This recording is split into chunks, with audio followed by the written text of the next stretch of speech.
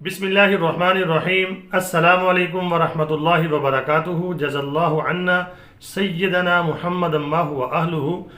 मेरे नाजरीन, उम्मीद है आप खैरियत से होंगे। आज की जो मेरी वीडियो है उसका थंबनेल और टाइटल ये है कि जब बंदा दुआ मांगता है तो उसमें एक गलती करता है जिसकी वजह से उसकी दुआ जो है वो रद्द हो जाती है, वो ऊपर नहीं जाती।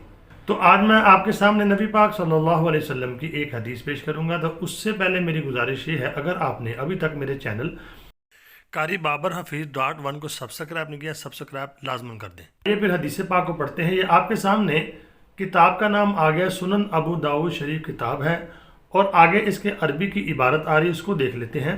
अरबी की इबारत को बरकत के लिए देख लें, उसके आगे फिर उर्दू का तर्जुमा आएगा, उसको पढ़ते हैं। क्या फरमाया नबी पाक सल्लल्लाहु अलैहि वसल्लम ने इस हदीस के अंदर।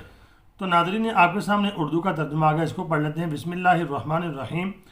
फ़ुज़ाला बिन उबैद एक सहाबी हैं, वो फरमाते हैं रसूलुल्लाह सल्लल्लाहु अलैहि वसल्लम ने एक शख्स को नमाज में दुआ करते हुए सुना, तो ना तो उसने अल्लाह पाक की बुजुर्गी बयान की, ना अल्लाह की सना की, तो ना ही नबी पाक सल्लल्लाहु अलैहि वसल्लम पर दुरूद भेजा।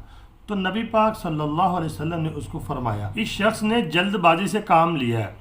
तो आपने फिर उसको बुलाया, उससे फिर किसी और से फरमाया कि तुम में से जब भी कोई यानी नमाज पढ़े तो सबसे पहले अपने रब की जो है वो हम्द और सना बयान करे, फिर उसके बाद नबी अकरम सल्लल्लाहु अलैहि वसल्लम पर दुरूद भेजे, फिर फरमाया उसके बाद जो चाहे वो दुआ मांगे। तो नाज़रीन, मैंने आपके सामने हदीस पाक पेश कर दी है। इसमें नबी पाक सल्लल्लाहु अलैहि वसल्लम हमें तरतीब बता रहे हैं। नमाज की भी, नमाज में आपने देखा होगा सबसे पहले हमद होती है, फिर यानी सना होती है, उसके बाद एंड पे जाके नबी पाक सल्लल्लाहु अलैहि वसल्लम पर दुरूद पाक होता है, और उसके बाद जाके एंड पे रब्बी जालनी मुकीम सलाती व मिन ज़ुर्रियती रब्बना व तक़ब्बल दुआ, और उसके बाद दुआ आती है।